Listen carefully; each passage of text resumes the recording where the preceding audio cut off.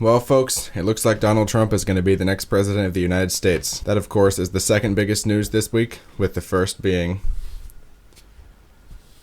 my hair is now blonde. I know, my second video and I already changed my hair color. I'm speedrunning YouTuber stereotypes. First the Patreon, now the dyed hair. At this rate, I'm gonna get exposed for trying to sell crypto to my audience by my fourth or fifth video. I know on my Patreon I have a poll of which album I'm gonna review next, but you should go subscribe to my Patreon, by the way. I'm gonna do one of those albums next, but first I want to do this because I thought it would be fun. And I'm trying to change up the format on these videos, keep things interesting. I also might do a reaction soon, maybe. If I got any Swifties in here who want me to react to a Taylor Swift album I haven't heard yet, then hit the like button. I've heard 1989, Folklore, and Evermore. And, you know, some hits from the other albums here and there. I'll probably do Red if I do a reaction, because a lot of people seem to like Red. But only if you hit that like button, okay? One more thing to get out of the way real quick before I talk about these two albums. I know Taylor Swift likes to do this thing where her songs are full of hidden meanings. They're like about real people and stuff. For the most part, I don't want to talk about that because I like to judge music based on how much I like the song on its own merit and not like, oh, there was a hidden meaning where she was talking about Maddie Healy, who looks like, well, we won't get into what Maddie Healy looks like, but the point is, I don't think the optimal way to enjoy this type of music is to go around to try to go into every detail and figure out everything like Sherlock Holmes, like how it relates to IRL. That's cool, but I just want to talk about what the songs mean to me or don't mean to me based on what they are. With a few exceptions, like I know on Folklore there's some songs that tie together. I'm going to talk about that because it's just contained within the songs. I like to know the context behind why songs are written or who they're about, but I try not to let it affect my enjoyment of the music too much. But for now, we're talking about Folklore and we're talking about Evermore. That was clean. Wait, let me do that again. We're talking about Folklore, and we're talking about Evermore. Because I realized these albums are so similar, and Evermore followed Folklore is like, it's a sequel. Everyone knows they're basically one big double album, if you want to think about it that way. And I realized they both have 17 tracks if you include the deluxe version, so it would be a lot of fun to go down track by track, say which one I like better and why. And this also kind of serves as a review for both albums. You're getting two reviews for the price of one. On both of these albums, there's kind of a phenomenon. I noticed this with all Taylor Swift's music. She has these little lyrical moments or production moments that I like to call Taylorisms, which are things she does that feel very uniquely her. If you look at it the wrong way, some people will call it cringe. I think a lot of times it's the part of the song that stands out the most, and sometimes she does them well, sometimes she does them poorly. Like an example is in Blank Space when the music cuts out and she says, "Darling, I'm a nightmare dressed like a daydream." It's like these moments that they're kind of meta sometimes. They almost break the mask that it's a song and it feels like she's talking directly to you. And depending on if it's done well or poorly, it can really elevate or really decrease the song. And there's a few good ones and a few bad ones on both of these albums, so I'm going to talk about those. But just know, if I say Taylorism, I'm talking about that very specific little, it's kind of like she's winking at the camera while she's singing. Or winking at the mic, I guess, but winking at a mic is idiotic. No one would do that. The point is, if I say Taylorism, that's what I'm talking about. And as far as album covers, though, I think both these covers are equally good. Folklore may be a little bit better, but they're both very evocative. One of them is really far away, the black and white with her in the woods. One's the close-up of like the braided back of her hair. Evermore's cover is much more colorful. Folklore's is more black and white, but I think both of those fit their respective albums. So I'm not going to give either album any points based on which cover is better, but I am going to be keeping track of which song wins each matchup, so they're going to have to fight for their lives to see who's better. By the way, I don't know how to segue into this well, but I also have a Twitter account that you should follow, an Album of the Year account that you should follow, like I said, a Patreon account you should subscribe to. Give me cash. You gotta trust I'm going to make it worth your while, okay? Anyways, enough blabbering. I've yapped for a few minutes. Let's start talking about the actual song. So we start off with a pretty strong matchup of songs here. The One versus Willow. These are both very strong openers for the albums. I feel like Taylor always puts a lot of effort into the first song on an album because she knows you gotta draw them in first with some of the best songs on the album. And these songs are both quite good. They're both absolute powerhouses. The One really sets up a lot of the lyrical themes that we're gonna see on Folklore, which is looking back on failed relationships, or maybe not even failed relationships that are no longer a thing. And the One is really strong because it feels like somebody who's they're in this relatable phase where they're done with this person, they're kind of trying to move on, like it's almost over, but they still can't stop themselves from just thinking about this person every once in a while and feeling like, was it really the right decision to move on? And we see this in the One with stuff like, she's like, I'm okay, like it's over, I accept that, but it would have been fun if you would have been the one. That's one thing Taylor does best, is when she's able to simplify such a complicated feeling into just a few words. Of course, sometimes she does the opposite, complicate something by adding in too many metaphors. This was an especially prevalent problem in the songs I've heard from Tortured Poets Department, but forget about that for now. The One is great. Willow is also great, okay? It's very different. It's much more immersed. It's like a current situation, something is happening. And as far as melody and production goes, I think Willow is a little bit stronger than the One. The second that guitar comes in, it's just super iconic. The One starts with some nice piano, but Willow really kicks things off with a bang right away. The melodies on this song are so strong too, like on the chorus. It's so sticky and memorable. I heard it like once when I was watching a music video compilation before I even knew Evermore, and it was stuck in my head like ever since then until I listened to the whole album. It's still stuck in my head to this day. It's stuck in my head right now. And I love the way also that the song kind of dissolves at the end and melts into itself with all these lyrics just repeating and repeating, and it's just the same thing. Kind of sounds like she's going crazy, but like in a good way. Because all the good love, you want it to drive you a little crazy, right? I think isn't there a song where she says something like that? Oh, it's Welcome to New York. Maybe I should start writing for her next album. Now, there is one problem with Willow that I have. It has one very distinct Taylorism that I think lands on the weaker side of the Taylorism graph, if you can imagine that. Which then she says, I come back stronger than a 90s trend. Because it's a decent, it's kind of funny by itself, but in the context of the song, it doesn't really make any sense with the story of the song. It feels like she knows she wrote a good song. She knows Evermore is going to be a follow-up to Folklore, and she's just kind of breaking the whole immersion for a second and being like, yep, this song is good, and I told you it was going to be good, and then going back to singing. So it kind of weakens the song a little bit for me because it doesn't really work as like a meta moment. And it makes it feel like Evermore is just like a calculated move after Folklore. Like, people like Folklore, I should make something like Folklore. People will like that. Because I always come back, right? She always comes back. She's like William Afton, she always comes back. Now, despite this, Willow is going to beat out the 1, gaining Evermore the first point, so that's Evermore 1, Folklore 0. If you're new to the channel, which you probably are because this is my second video, but I'm doing a thing called lyric highlight, where at the end of songs, then if there's one lyric that really stands out to me on a song, I'm going to highlight that and just say it. And I'm going to do a lyric highlight on the 1 here, which is, I thought I saw you at the bus stop, I didn't though. Because that's just something that happens to everybody. I've never heard anyone talk about it before. When you think you move on from somebody, then for a second you think you see them, and you're like, hey, oh, never mind. And then it makes you reconsider whether you're even over the person or not when you got so excited thinking you saw them for a second. Once again, that's Taylor coming through again with the simplification of complicated feelings down to simple words. Anyways, next we've got another absolute clash of titans, Cardigan versus Champagne Problems. I know a lot of people like Champagne Problems, but a lot of people also like Cardigan, so let's talk about these songs. Starting with Cardigan. Cardigan is an absolute classic, okay? When that ambience comes in, followed by the beat like da da da ba da ba da da da. You already know what you're going to be in for. It's going to be great. The piano in Cardigan is really nice. I love the way it kind of switches between different chords, but it keeps the same overall melody going. Now, this is one thing that Taylor does a lot through both albums, which is the bridge. Usually in a song, the bridge is where everything kind of drops out and the intensity builds up back to the final chorus. But in Folklore and Evermore, she does this quite a lot when you listen for it, where the bridge kind of just keeps the intensity going from the whatever was before it, and just builds and builds and builds, and there's this stuff layering and layering, and the lyrics are just like, she's just spitting them out. It sounds like very stream of consciousness, and then it explodes with the climax of the final chorus. And the climax is the best part of the song, right? Just like other things, the climax is the best part. You can't see it, but I'm winking through my glasses. And Cardigan does this with the, I knew I'd curse you for the longest time, chasing shadows in the grocery line, which is very reminiscent of the other lyric. I knew I'd missed you once the thrill expired, you'd be standing in my front porch lot. I know you couldn't back to me, and that kind of builds into the final chorus. Did I get those lyrics wrong? I think that's how it goes. And Cardigan is also the first of 3 songs in what we like to call the teenage love triangle, which features 3 characters, James, Betty, and the mystery girl. And each song is from a different perspective of one of them. The story is pretty simple. It goes like, James was with Betty, or at least they liked each other. They may not have been with each other yet, but he left her and went to this mystery girl instead, slept with her, and then he comes back to Betty asking for forgiveness. Very simple story, but these songs make it sound very powerful. So Cardigan is the first one of 3 songs. This one is from Betty's point of view. The other 2 are from James and the mystery girl. Betty is the one singing Cardigan, looking back on her relationship with James, and she even mentions the moment when he comes to her front porch asking for forgiveness, which is in the bridge, which I just mentioned. And James goes into a lot more detail about this on his song, which we'll get to in a little bit, but I liked Cardigan a lot even before I knew about this, but it really just adds to the song that much more. If you're new to the channel, once again, you probably are, but if you're new to the channel, if a song is really good, it's going to get the gold star, and Cardigan is going to get the gold star.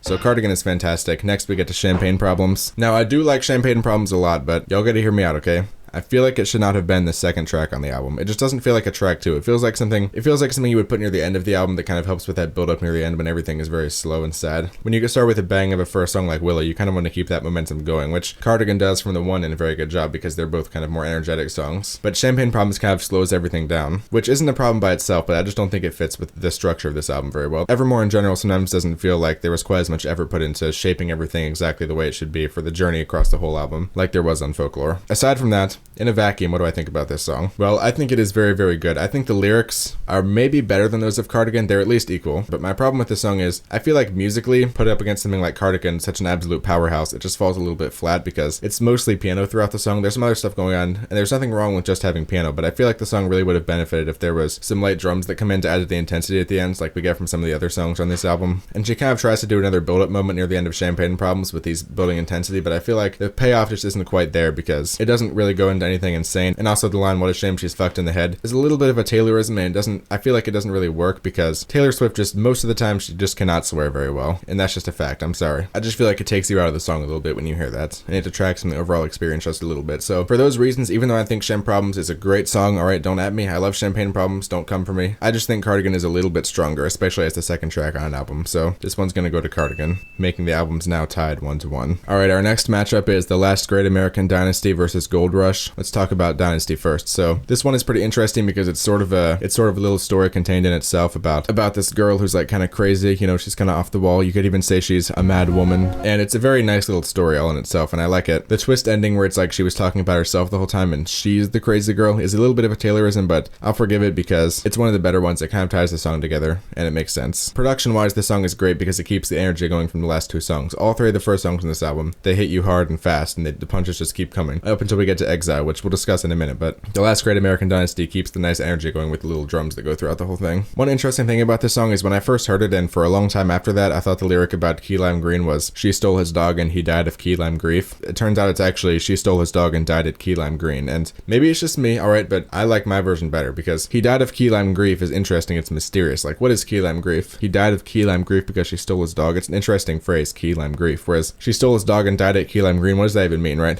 Why would you steal somebody's dog, die at key lime green? Maybe I'm being egotistical here, but I think my lyric would have been better. And so overall, the song is quite good, and there's going to be a lyrical highlight for this one, which is, they say she was seen on occasion pacing the rocks, staring out at the midnight sea, which are some fantastic lyrics. It really makes her character feel very real and intense in this song. But Dynasty shouldn't get too confident just yet because it's up against another great song, which is Gold Rush. The production on this song is really nice. The chorus is memorable and it has these little thumping kicks that are going like boom, boom, bum, ba-bum, bum, bum, bum, ba-bum throughout the whole song. It's subtle, but it adds a really nice heartbeat to the track. And the subject matter of the song, jealousy in a relationship over because of how beautiful the other person is subject matter that's pretty interesting, especially for Taylor. So that has my official stamp of approval. Now, I feel like my only problem with this song is the song has three very distinct parts, which is the part at the beginning.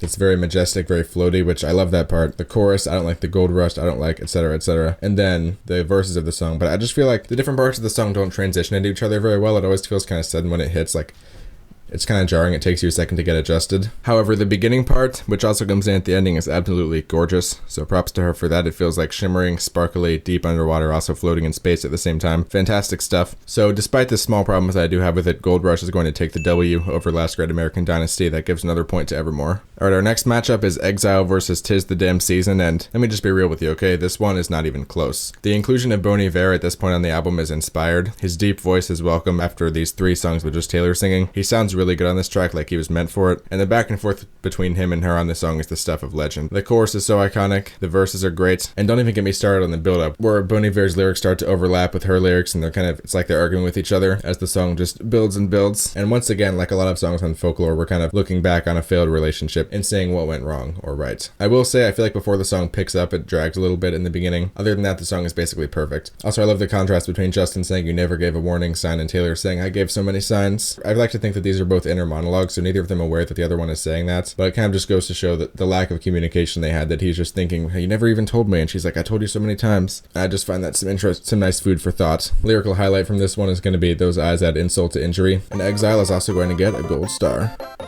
Now, in contrast to Exile, okay, I hate to say it, but 'Tis the Damn Season just kind of feels like a Folklore throwaway. Like, it's not terrible, but it's just like, there's nothing in here that makes me want to come back to it. The melodies and lyrics, they're okay, there's nothing wrong with the production, but it's just kind of there. I do like the drums in the song, they add a lot of power to it, the echoing low toms and the one little hi-hat, but I don't like the way they're panned. Like, when you're listening on headphones, the really low drums are only in your left ear, the hi-hat only comes in your right ear. It's kind of distracting, it feels like the Beatles panning. I think it would have been better if they were both just combined in the center, or at least very close to it, not like drums are all the way over here, hats all the way over here. It just feels kind of distracting, but even disregarding that, Exile is by far the superior song. It's going to take the W easily, giving another point to Folklore. Now, one thing Taylor Swift is known for is the fifth songs on her albums are always very emotional. Now we've reached the fifth song, which means we're going to have two very emotional songs here, My Tears Ricochet and Tolerate It. And let's talk about Tolerate It, because I think Tolerate It is pretty good. It does a nice job. It's sad, it's emotional, it has some interesting lyrics in there. I do like the build up in this song with the kicks and the fast little hi-hats that come in, but it's not quite as expertly done as some of the other build-ups on this album. Once again, the swearing here just comes off a little awkward. We set the table with the fancy shit.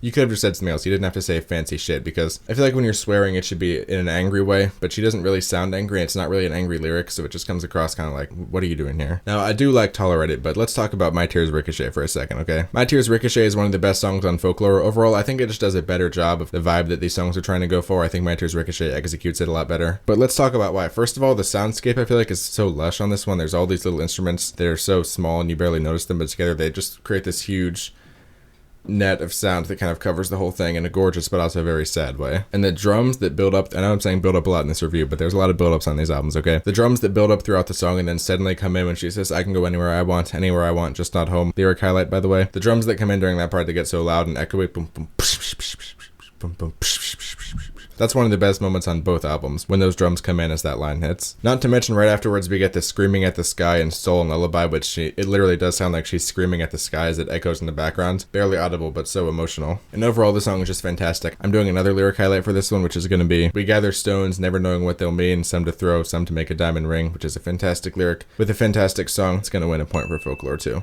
Alright, Folklore's been winning a lot here, but that turns around real quick with this next matchup, Mirrorball versus No Body, No Crime. Look, I like Mirrorball, but No Body, No Crime grabs Mirrorball by the shirt, shoves it into a locker, takes its lunch money, and calls it a slur, okay? There's just no matchup between these two songs. Let's talk about Mirrorball first. It's very slow and shimmery. It sounds like a disco ball rotating inside of a wooden cabin with a lot of windows while two people are dancing slowly under it, but I just don't think it's one of the stronger songs on Folklore overall. I'm a Mirrorball, I'll show you every version of Yourself Tonight are good lyrics, but when you put this song up against No Body, No Crime, alright, it does not stand a single chance. So let's talk about No Body, No Crime. It's one of the more ambitious songs on both albums, kind of telling a story that's outside of what you would expect. When this song first came on, I was shocked at how country it sounded, with the harmonica and the drums and the little guitar swanging. And the whole song is just a cool story about a girl realizing that this guy is having an affair with his wife, and then he makes the wife disappear, and she's like, I gotta get revenge. So she makes him disappear. And it features Haim, who, I wonder how Haim felt when she was like, I'm gonna get you on this song, and you're gonna sing He Did It, and Oh, I mean, that must have been pretty funny. And I'm sure they help with some of the instruments too. I know the context behind this song where the name is one of the actual band members' names and they had a lot of fun doing it and stuff. I just think it's kind of funny. One unfortunate moment on this song that I feel like did not need to be here is when she says, Este's sister's gonna swear she was with me, and it's like, she was with me, dude. And I feel like the dude kind of detracts from it. It doesn't, that whole ad-lib did not need to be in the song, especially the dude. It kind of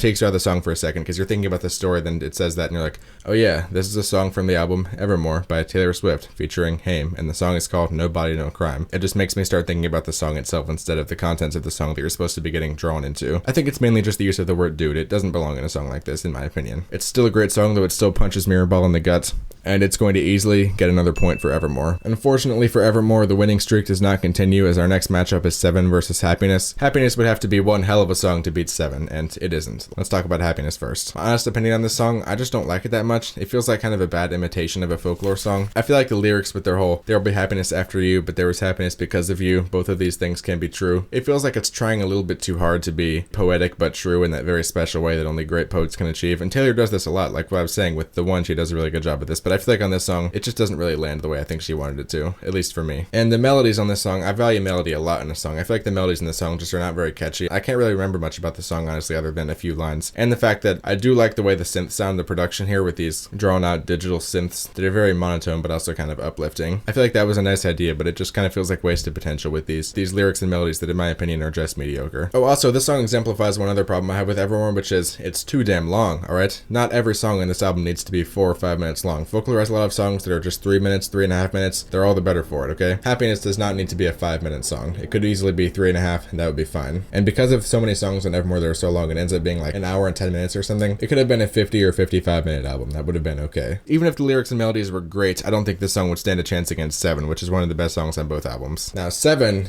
is a completely fantastic song, okay? The piano, the second it comes in, it's just iconic. It's great. And this song has one of my favorite things this song can have, which is the instrumental feels so tied together. If you're confused by that, let me explain. So sometimes I feel like when a song has the wrong instruments in it, or they're playing the wrong melodies, or it's poorly mixed or something like that, you often hear each individual instrument as one thing. But when a song is masterfully crafted in a very specific way, like 7 is, you don't hear each individual instrument, not really. They all kind of blend together just into the song, and that's all there is, the song. You're not listening being like, oh, there's the piano, there's the guitar, there's the drums, there's the voice. It all just is. And 7, I think, has that in spades. It all just feels connected in a way where you don't even notice. You notice the piano when it first comes in, you notice the drums when they come in for a second, but then it all just kind of blends together into this beautiful haze, which is honestly fitting because this song is kind of about the haze of nostalgia and remembering childhood. And it feels so innocent and sweet, it's just like floating on a cloud. And the drums too, when they come in, they're so gentle and comforting. I just love everything about this song. And the thing I love the most, which I'm going to do lyrical highlight for, the longest lyrical highlight I've ever done, is basically a whole verse, because I think this verse on 7 might be the best lyric she's ever written. no joke. You probably know the part I'm talking about. And I've been meaning to tell you, I think your house is haunted, your dad is always mad and that must be why,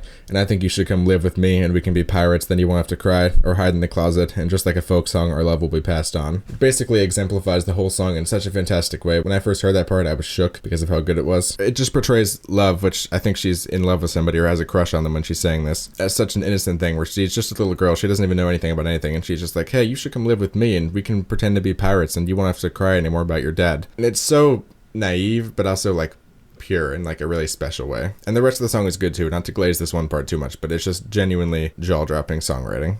And it's going to earn a gold star as well. And it goes without saying that 7 is going to win this matchup pretty handily, getting another point for Folklore. Okay, our next matchup is August versus Dorothea. Let's do August first. This one's nice and energetic, it feels alive. This is the second song in the Teenage Love Triangle. This one is from the perspective of the mystery girl. After James was feeling bad about what was going on between him and Betty, he felt like she didn't like him. The mystery girl pulls up in her car, she's like, get in, let's drive. He gets in, they have an affair. And this is her kind of reminiscing on that. And overall, out of all the songs on Folklore, this one is one of the ones that's going to have a heavier impression on you the first time you hear it. Like, you're listening to the album all the way through. This one sticks out as really one of the more memorable and interesting songs on the album. And in the Love Triangle story, you feel like Mystery Girl is kind of the villain because she sort of draws James away from Betty, but this song makes you sympathetic to her. You feel sorry for her. She says, August slipped away like a moment in time because you were never mine. You feel kind of bad for her despite her being the instigator to all this drama in the first place. Was she really the instigator? Because James was mad at Betty for other reasons, but point is, the writing, like most of the songs on Folklore, is just great. Now, August is very good, but it has heavy competition here being up against Dorothea, which is someone talking to a girl they used to know, being like, look, I know you've moved on, you're doing all this fancy stuff now, you're selling makeup, you're selling whatever, but you can always come back if you want to. Like, I'll always be on your side. And I think that's a really nice sentiment. The piano in this song is so soulful, it really carries the instrumental the whole way. My favorite part of the song is where she says no a bunch. It's like, if you're ever tired of being known for who you know, then you know you'll always know me. I think it goes something like that. It's a little bit bittersweet as well, because you don't know if Dorothy is ever really going to come back, but it's nice that at least the narrator can hope for it. And like I was talking about with 7, this instrumental is another example of that, where it's perfectly tied together, all the instruments are in perfect harmony and sync, just to create this kind of wall of beautiful sounds. I do wish this song had a classic Folklore Evermore emotional build-up bridge, where it gets more and more intense as she's saying all this stuff. I think that would really tie the song together in a great way, but even though it doesn't have that, Dorothea is still a great song, and in my opinion, a slightly greater song than August. So it's very close, but Dorothea is going to win a point for Evermore here, and there is going to be a lyric highlight on this one.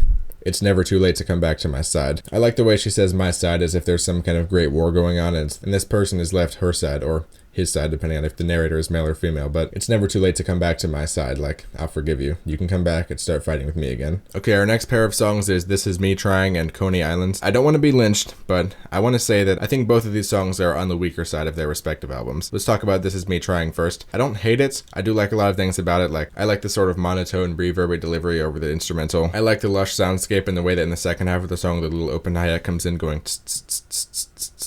that adds some nice flavor to it. But I just think it doesn't really reach any insane heights, and the lyrics are pretty good. You got the alcohol mentions, I got wasted, like all my potential is kind of clever. I just don't think this is one of the strongest songs on Folklore overall, and I feel the same way about Coney Island because there's a lot of good things happening in Coney Island. The imagery in the song is fantastic with the carnival, Coney Island itself, and all these memories. My main problem with the song is she has the National on here. I just don't know if the guy from the National really fits. Unlike Bon Iver, who feels perfectly natural on the song, it feels like the National guy, whatever his name is, he kind of jump scares you with his voice. I keep feeling like I'm going to get used to it as I listen, but I just never do. He just somehow doesn't feel quite right for this kind of song. It feels like they were kind of attempting to have an exile moment with the male and female singer trading lyrics, but I think the National guy just doesn't have the sauce in the way that Bon Iver does to make this song really work and click. He just sounds kind of off the whole time. However, the rest of the song is still good enough that Coney Island is going to beat out This Is Me Trying, giving a point to Evermore, and there's a lyric highlight for this one. Because we were like the mall before the internet, it was the one place to be, the mischief, the gift wrap, suburban dreams, sorry for not winning you an arcade ring. That last line in particular, but the whole thing, I feel like you need the context to appreciate it. Okay, next up is Illicit Affairs versus Ivy. Funny enough, these songs are both about the same thing. Knowing Taylor, this is probably on purpose, but it makes for a nice little competition here. We'll do Illicit Affairs first. This song is quite good. I like the way she hits the high note during the verses. It feels very sudden and kind of desperate. The production is nice, nothing crazy by this album standards, but it gets by. I like the part where she says, don't call me kid, don't call me baby, as the instrumental gets more intense. Like they're having some sort of argument, and as she gets more emotional, then the song gets more intense at the same time. And the lyric highlight highlight on illicit affairs is a drug that only works the first few hundred times. See, this is what I'm saying. When Taylor really locks in, she gets at these complicated issues. She describes them so well. Anyways, next is Ivy. This song has some really nice imagery. I feel like the narrator of this song is somebody who is a little bit weak spiritually, who doesn't have too much, who doesn't really take accountability for their actions. The way they describe it is being like Ivy that just creeps up over them and they have no control over themselves, even though in a situation where you're choosing to have an affair, I mean, that's your choice in the end. But I do understand feeling like you're powerless against love. This is further backed up by the bridge when she's saying, oh, everything's on fire and you started it. It's your fault. Kind of like a kid when they're arguing over a toy or something and they're like, you started it. No, you started it. It's not really important who started it. It is your fault for continuing to partake in the affair, whether the other person started it or not. I think illicit affairs is a little bit better lyrically, but Ivy is a little bit better in terms of music and melodies. So I'm going to give it to Ivy, but this may be the closest one we've had so far. That's another point for Evermore. Okay, next up we've got two very good songs, Invisible String and Cowboy Like Me. Invisible String is very memorable due to how simple it is, especially at the start with just a little and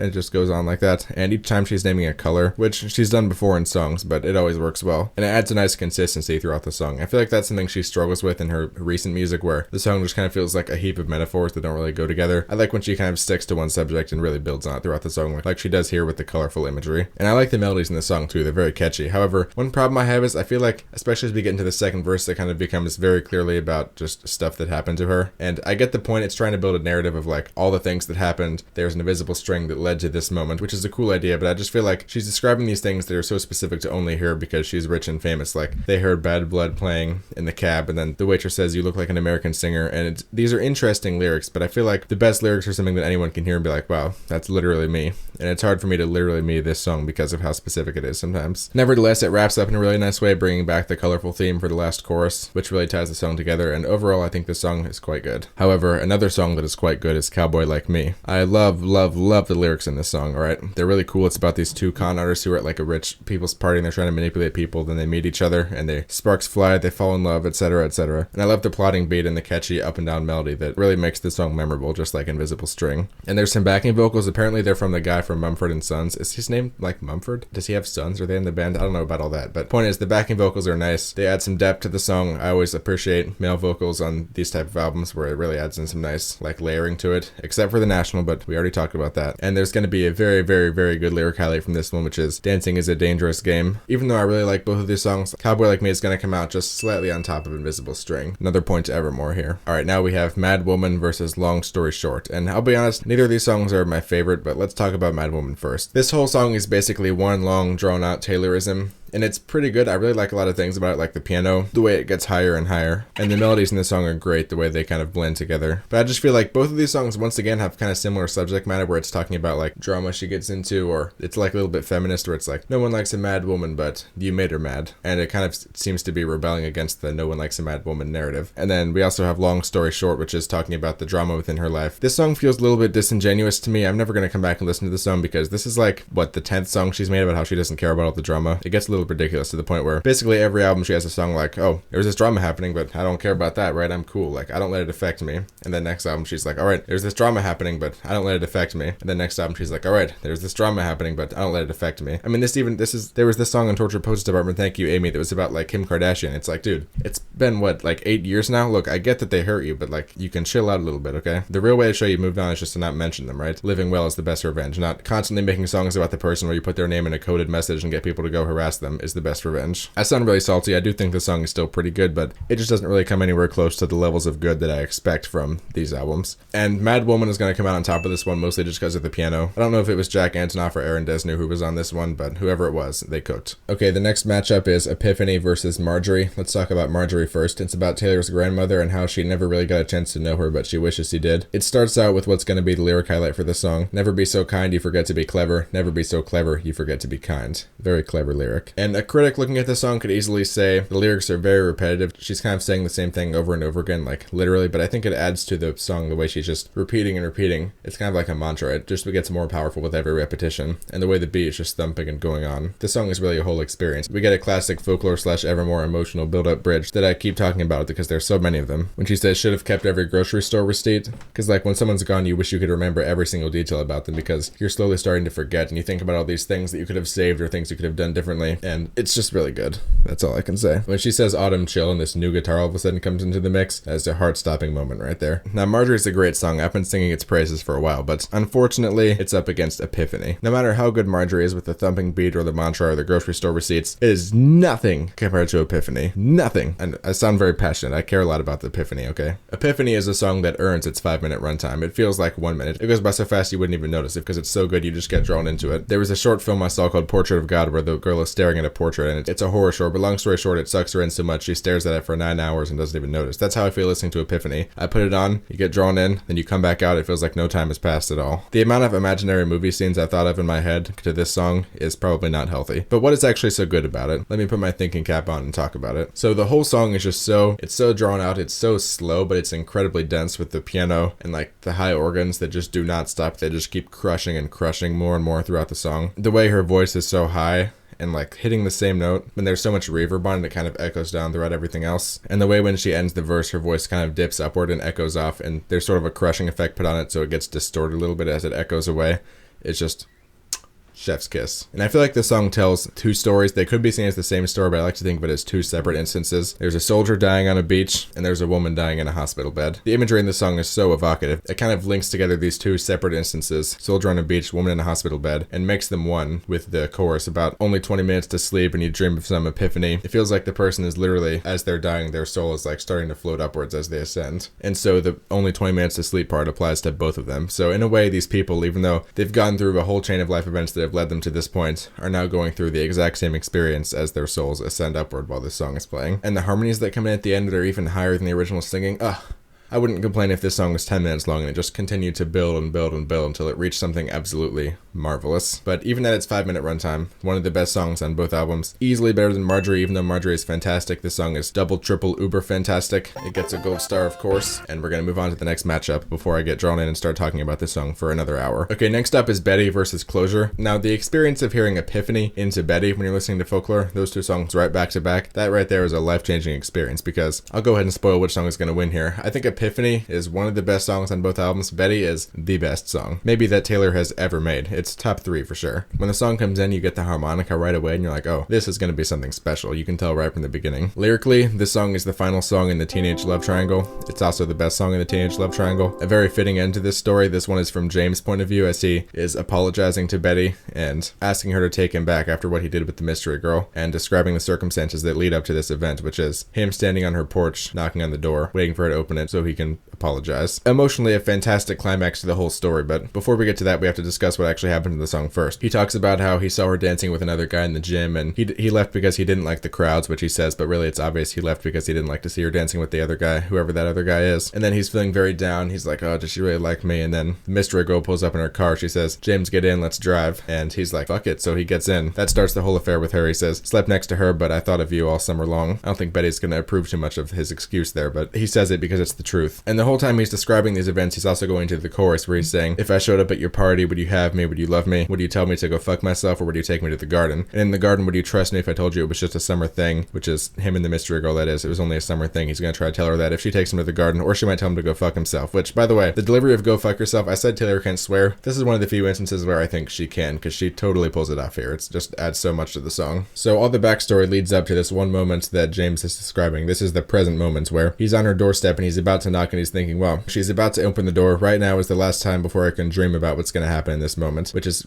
great imagery, great songwriting, great storytelling. And then one of maybe the best moment on both albums happens, where he keeps talking about it, the hypothetical, if I showed up at your party, will you have me? Now he's like, okay, I've showed up at your party, I'm at the door, but the chorus doesn't come in right away. She repeats so I showed up at your party, which usually would kick off the chorus. She repeats it twice more, and then it builds up, and it kind of reminds me of Love Story here, where the build up to the final chorus happens, and then at the most intense possible moment, the key changes. It switches upwards, and the final chorus starts, but the final chorus is different because he's now actually at her doorstep, and he says, sorry, I'm getting emotional just talking about it. He says, I showed up at your party, will you have me, will you love me? Instead of talking about the take me to the garden, whatever, he says, will you kiss me on the porch in front of all your stupid friends? If you kiss me, will it be just like I dreamed? Will it patch your broken wings? I'm only 17, I don't know anything, but I know I miss you. And the 17 part he said already, but all the stuff about, will you kiss me on the porch in front of all your stupid friends? And is it gonna patch your broken wings? And all he wants is for her to say yes. But crazy thing is, the song ends, and we don't even get to know what happens when she opens the door, because the emotional climax to this entire arc of the teenage love triangle is James sitting on Betty's doorstep and he's about to ask her for forgiveness, but what actually happens remains a mystery. We know Betty talks about this event in the past tense on Cardigan, but we don't know what actually happened when she opened the door. Speaking of Cardigan, it also got shouted out in the song right at the end where he says, standing in your cardigan, kissing in my car again, stopped at a streetlight, you know I miss you. That's the last lyric of the song, and at first, before I knew that these songs were actually connected in a story, I thought it was just supposed to be like a soy jack pointing moment, like, oh, he said cardigan, like in the earlier song, and it didn't go any deeper than that. Little did I know the way these songs are actually connected. But now that I know that, it actually greatly increases the strength of the song for me. Okay, I guess I have to stop talking about Betty at some point. Let's talk about Closure. I think Closure is interesting. I applaud it for trying to take risks, okay? It's got these weird drums that go...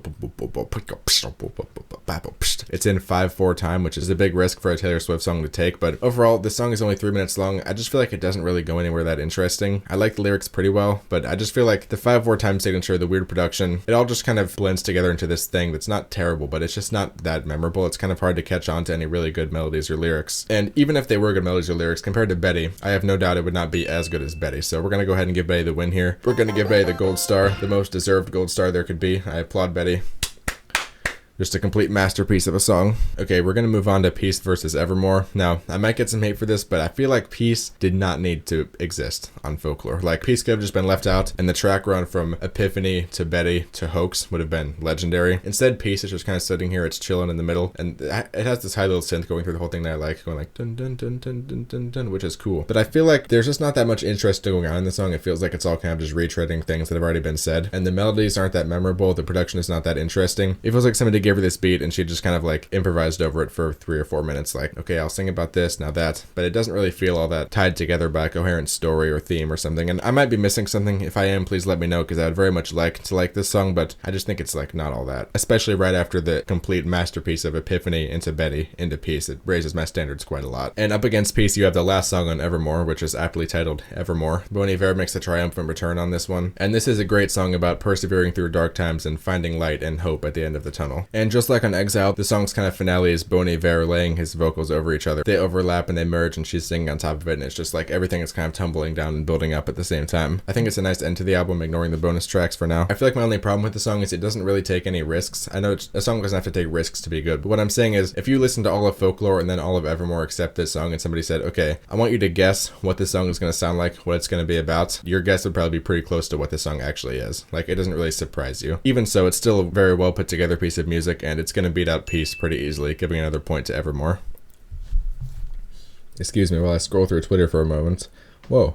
Amazon's offering over 25 plus exclusive deals on top-rated products for today only. Oh, I'd better click that. Okay, we've got the second to last song on both albums. Last on Folklore if you don't count the bonus tracks. Hoax versus Right Where You Left Me. Hoax is the perfect end of Folklore. The Lakes, which is the bonus track after Hoax, is also the perfect end of Folklore. How is this possible? They both kind of ended in sort of opposite but equally fitting ways. But let's talk about Hoax for now. I love the piano on Hoax. I'm realizing now that I'm talking about the piano is good on so many songs on Folklore, but Hoax is no exception. The lyrics here are a good conclusion to everything she's talked about in Folklore. It feels like everything's in the past now. She's just kind of talking about all the stuff that's happened, but she's still very sad about it. But in the end, no other experience would have been the same as getting your heart broken by this person. Like she says, no other shade of blue would, what is it? No other sadness in the world but you, no other shade of blue would do, which is a great lyric to end the album with. But in classic Taylor fashion, I think the best part of the song is the bridge, when she talks about being pulled apart by someone, but what you did was just as dark, where it's kind of being pulled apart emotionally. And she's talking about she did all this stuff for this person, like my best laid plans, and she was doing all this stuff, and it ended up just not working out because of something that may have even been outside of her control, because that's life. But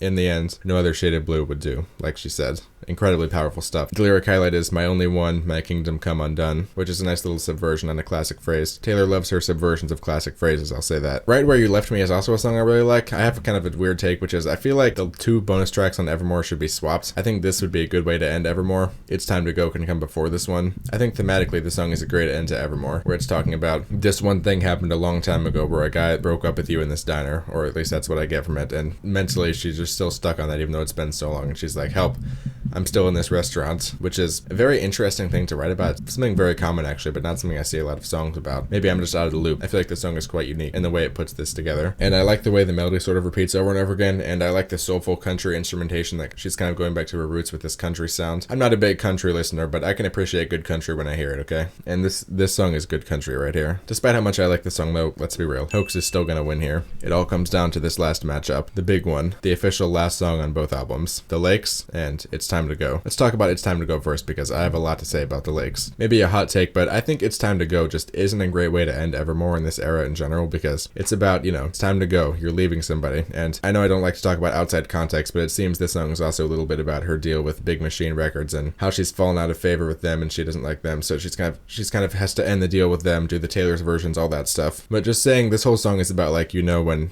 this relationship is not going to serve you anymore, you have to leave, right? She says sometimes running away can be brave, or something along those lines. But I just think this whole sentiment is not that original of a thing to end this pair of albums on. It's like, yeah, sometimes you gotta go when you're in a relationship and it's the end. And hey, wait a minute, she's talking about the end of a relationship and the end of an album. Wow. It's like, you can do better than that, Taylor, come on. And I do like this song, but I just think that, like I said, if the two last songs in Evermore had been swapped, Right Where You Left Me is a much more powerful sentiment in my opinion. I do like one line of the song a lot though, which is he's insisting that friends look at each other like that. Or sometimes somebody's like, oh, we're just friends, whatever, but you can tell just by the way they look at each other, you're like, okay, something's up if you have the eye for it. I got the eye. I think Taylor has the eye too. Okay, anyways, let's talk about The Lakes now, because I have a lot of stuff I want to get into with The Lakes, okay? First of all, the instrumentation on this song is great. The way it starts off with the filtered instruments that kind of fade in, and lyrically, setting off for the mountains is a great way to end the story of Folklore. I picture Hoax as someone lying on the ground defeated, like, I lost, what's the point? And The Lakes is someone setting off like, I lost, time to go. I mean, she says it herself, those Windermere Peaks look like a perfect place to cry. Speaking of Windermere Peaks, I know that's a real place, okay, but in my mind, this song is about a fictional mountain, and it always has been, always will, okay? I just feel it in my bones. It's the objective truth. And this song is just written in such an interesting way. I feel like it's not written like a lot of songs Taylor usually writes. It's very self-reflective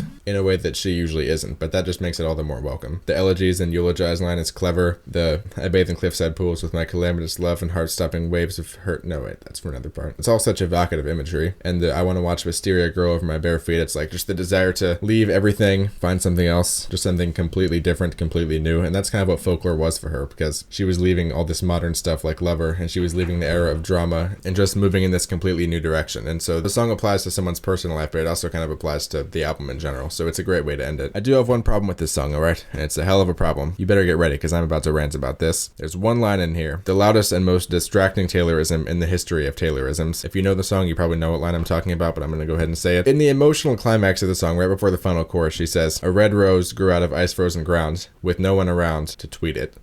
You didn't have to say tweet it, okay? I have two major problems with this line. First of all, it makes the entire song seem kind of self-important. Since the song is kind of making a statement about the whole album, it kind of extends that sentiment to the entire album. It makes the entire thing go from feeling mystical to feeling like a little bit stuck up. It goes from being, oh, I'm gonna go up to the mountains because it's what I want, to being like, I wanna go up in the mountains because it makes me better than those people who would tweet the rose growing up out of the ground. Which, maybe you are better, but that's not even the point. When you say it yourself, then it sounds conceited. Like, oh, I'm a part of this nature and no one's around to tweet it. Heh.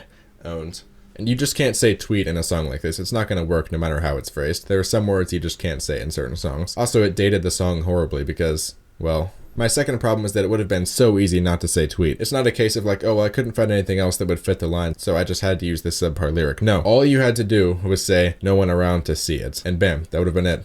It's done. Great song. And it's so much simpler and it's more romantic and it fits the song. Ugh, I could go on and on about this. Not to sound like I'm tuning my own horn too much with this lyric replacement I came up with, but I just really feel like it would be so much better. Okay, I'll accept it. I am tooting my own horn here. No one around to see it is a better lyric than no one around to tweet it. And if you disagree with me, you're just wrong. Sorry, I don't make the rules. Sometimes I'm right about things. Whenever I listen to the song, I just sing see it as loud as I can and try to brainwash myself into thinking that's what she says in the song. Sometimes I succeed. Now, despite my problems with this line and the way it cheapens the song and by extension the whole album, The Lakes is still a fantastic song and a great way to end Folklore. So it's going to beat out It's Time to Go for the final point, meaning that Folklore is officially the superior album according to my verified and trustworthy opinion. And this assessment seems correct to me. I think Evermore is good, but being a sequel to Folklore and being the fact that she was probably like, oh yeah, people like Folklore, I'm gonna do that again, again, you can feel it doesn't hit quite as hard in some spots. Like, it's not quite as inspired, it's not quite as well produced, the lyrics aren't quite as beautiful. It's still really good, but overall it's a slightly inferior sequel to Folklore. Doesn't mean it's not worth listening to though. If you haven't listened to it, go check it out. And speaking of checking out things you haven't listened to, like I said, if you want me to react to Red or some other Taylor Swift album, or really any album, I mean, my channel's so small, if you tell me to listen to an album, I'll probably do it. But you gotta like the video, that's the contract, okay?